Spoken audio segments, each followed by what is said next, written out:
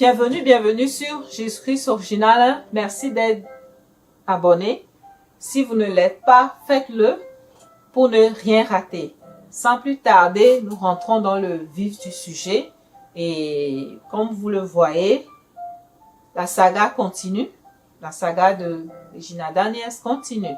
Et apparemment, les images sont là. Elle avait posté les images de ce jeune il y a quelque temps et les gens voulaient parler. Elle a enlevé. Au jour du nouvel an, elle a posté le même jeune avec elle en visite dans sa famille ou bien si c'est des amis et elle en train d'être présentée, elle en train d'être vraiment heureuse et voilà, dans sa nouvelle relation, on les voit ensemble et les gens sont en train de commenter. Maintenant, ça ne la gêne plus au fait. Et c'est sa nouvelle relation. Est-ce que c'est un simple ami? Est-ce que c'est une relation? Mais ça fait jaser, ça fait parler les gens. Et comme toujours, qu'est-ce que vous pensez? Que c'est le temps pour Erdi de rentrer dans une nouvelle relation? C'est une question. Est-ce que c'est le temps pour elle? Moi, je dirais non. Voilà. Moi, je dirais non parce qu'elle n'est pas guérie, elle n'est pas guérie. Et s'ils étaient mariés légalement, s'ils étaient mariés, voilà, je dirais qu'elle ne doit pas rentrer dans une autre relation. Mais ici, ils ne se sont pas mariés, d'autres disent qu'ils se sont mariés coutumièrement, pas coutumièrement, mais ça veut dire c'est un mariage coutumier. Ils se sont, voilà, est-ce que c'est un mariage coutumier? Au fait, on l'a fait rentrer dans un CULTE et c'est différent. Et les gens sont en train de dire le fait qu'elle soit mariée de cette manière et dans cette chose-là dans laquelle on l'a mise, elle ne doit plus se remarier, même si le monsieur perdait la vie. C'est-à-dire, on ne souhaite pas. Mais si le monsieur n'était plus du monde, Erdi ne devait plus se remarier. Selon la chose dans laquelle on l'a mis, c'est ça. Mais avec Dieu, vous voyez que Dieu nous aime. Dieu, c'est différent. Dieu est plus souple au fait. Avec Dieu, quand tu es divorcé, il est vrai que tu ne te remaries pas tant que l'autre vit. Mais après, parce que c'est la vie qui vous lie. Tant que l'autre personne n'est plus du monde, tu peux te remarier. Mais ici, dans la chose dans laquelle on l'a mise, ce qui est dit, c'est que tant que ils sont en vie, ils sont liés. Tant qu'ils ne sont même pas en vie, ou bien c'est pas elle, on ne parle même pas d'elle. Je ne sais pas si le monsieur aussi ne doit pas se remarier. Mais le monsieur, il a dit que lui peut se remarier. Donc c'est la femme qui est coincée au fait. Si le monsieur vit ou il ne vit pas, elle ne doit plus se remarier. Elle dit ne devait plus se remarier. Donc les gens sont en train de dire alerte à Regina. Elle doit faire attention et de ne pas. Il est vrai, elle a une nouvelle amie. Il est vrai, elle a un nouvel ami. Les gens sont en train de dire à Erdi de faire très attention. Il est vrai qu'elle a un nouvel ami, bien sûr, mais le côté intime, quand ils vont commencer par avoir des relations intimes, les gens sont en train de le dire, que ça pourrait avoir de répercussions sur elle. Voilà, c'est ce qui est en train d'être spéculé. Qu'est-ce que vous pensez? Dites-moi en barre d'infos. Voilà. Et c'est pour ça, jeune fille, jeune homme aussi au fait, les jeunes, soyez sérieux. Le mariage n'est pas quelque chose dans laquelle on rentre simplement. On rentre avec blague. On rentre sans réfléchir. Tu dois réfléchir. Tu dois savoir si ce monsieur t'aime. Si cette personne-là t'aime. Si c'est vice-versa, homme ou femme. Si cette personne-là t'aime. Pourquoi cette personne se marie à toi? Si cette personne-là aime Dieu plus que toi. Sinon, si tu te maries, après le mariage, c'est plus compliqué. C'est plus compliqué. Toi qui te maries à quelqu'un juste parce que la personne a de l'argent, parce que la personne va te gaver, parce que la personne t'achète des choses, c'est très grave. Parce que la personne, toi tu es jeune, surtout les jeunes qui se marient à des vieux, voilà, il y a de l'autre côté aussi où des jeunes hommes se marient à des vieilles personnes, des vieilles, voilà, soit c'est sugar daddy ou sugar mommy, vice versa. Faites très attention.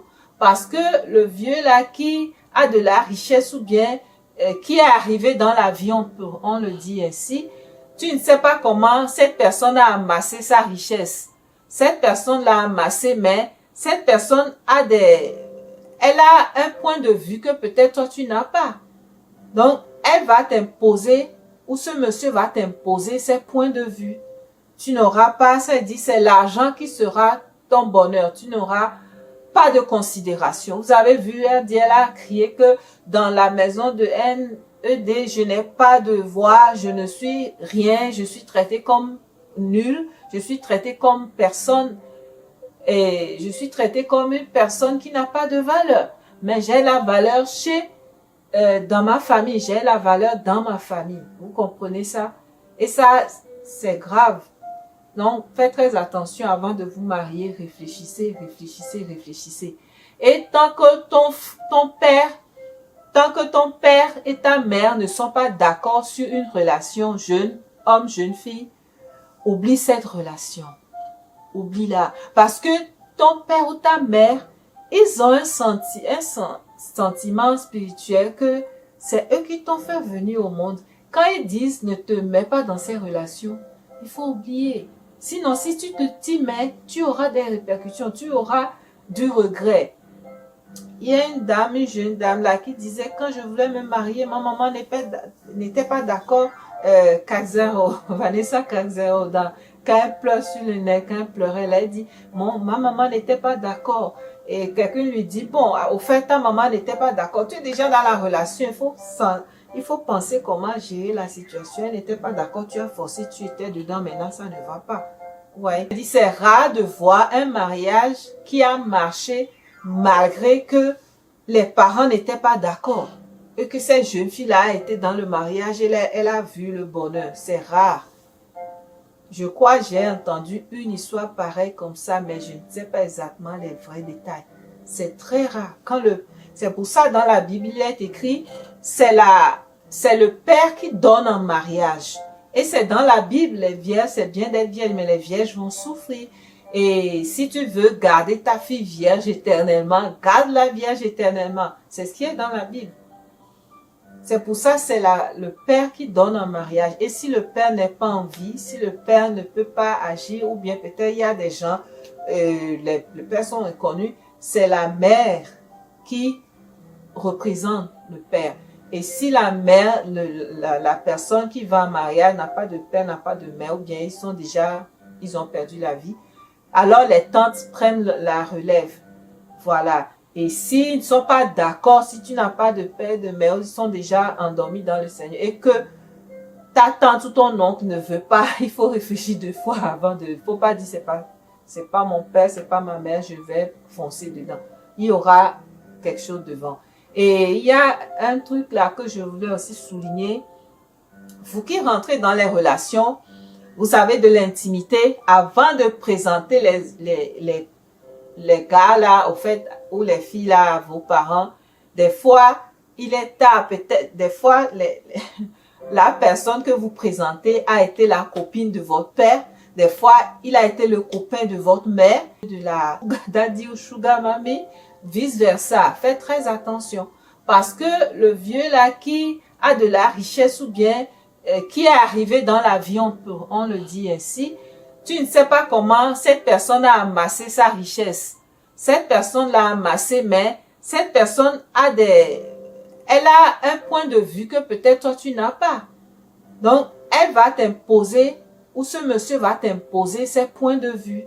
Tu n'auras pas, ça dit, c'est l'argent qui sera ton bonheur. Tu n'auras pas de considération. Vous avez vu, elle a crié que dans la maison de NED, je n'ai pas de voix, je ne suis rien, je suis traitée comme nulle, je suis traitée comme personne, Et je suis traitée comme une personne qui n'a pas de valeur. Mais j'ai la valeur dans ma famille. J'ai la valeur dans ma famille. Vous comprenez ça?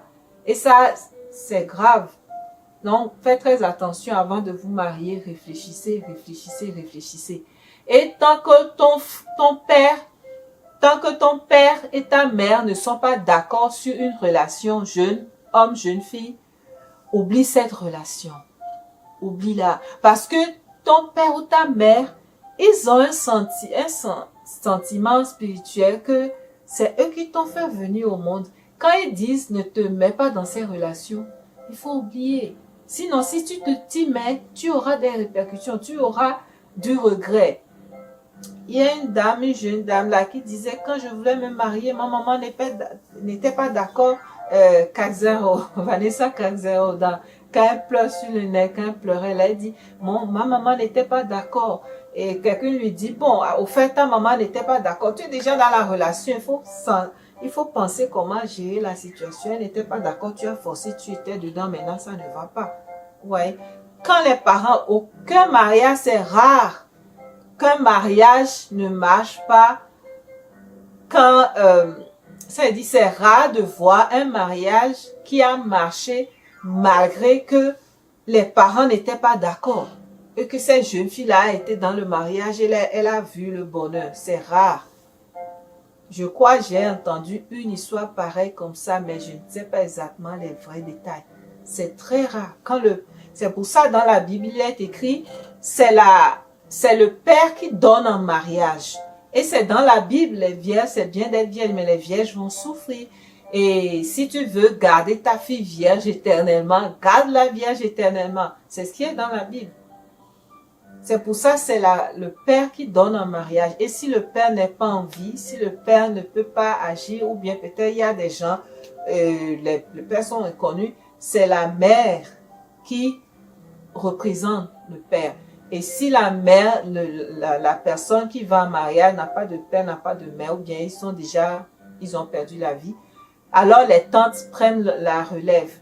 Voilà. Et s'ils ne sont pas d'accord, si tu n'as pas de père, de mère, ils sont déjà endormis dans le Seigneur, et que ta tante ou ton oncle ne veut pas, il faut réfléchir 2 fois avant il faut pas dire c'est pas mon père, c'est pas ma mère, je vais foncer dedans.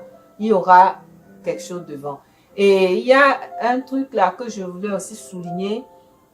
Vous qui rentrez dans les relations, vous avez de l'intimité avant de présenter les gars là, au fait, ou les filles là à vos parents. Des fois, il est tard, peut-être, des fois, la personne que vous présentez a été la copine de votre père. Des fois, il a été le copain de votre mère. C'est pour cela, avant de vous marier, faites-le normalement. Présentez vos copains ou bien la personne que vous voulez épouser.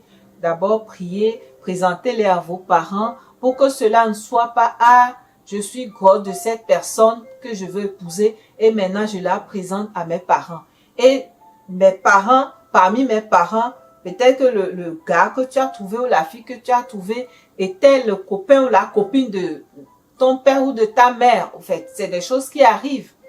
Et il y a plein de témoignages comme cela. Et les gens sont coincés, disent, je ne sais pas comment faire parce que je suis grosse, mais il était l'ami de ma maman. Et quand je l'ai présenté, je ne sais pas, ma maman me dit de ne pas. Et les gens ne savent pas. Et la maman va dire, je ne veux pas de ce monsieur.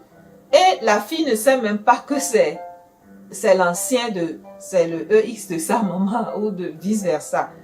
Vous voyez? Donc, présentez toujours que ce soit, vous ne courez pas.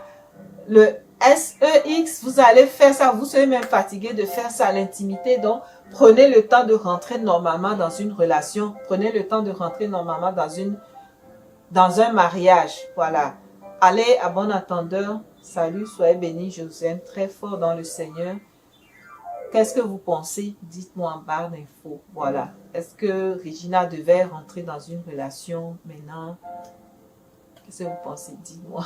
Je sais. Bye. Partagez-la. Abonnez-vous. Voilà. Bye, bye, bye.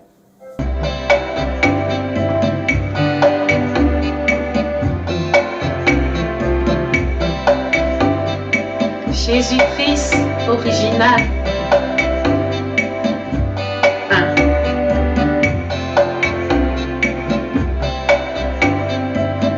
chaîne du non-compromis.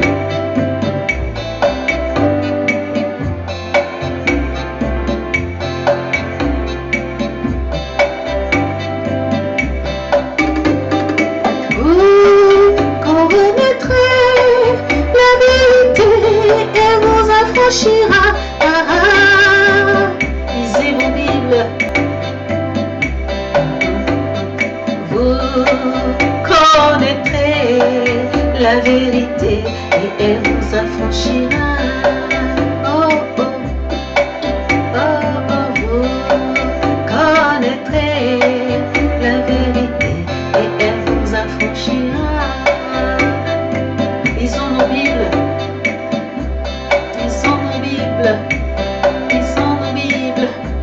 Lisons nos Bibles. Lisons nos Bibles. Fuyons les distractions. Lisons nos Bibles. Fuyons les distractions. Lisons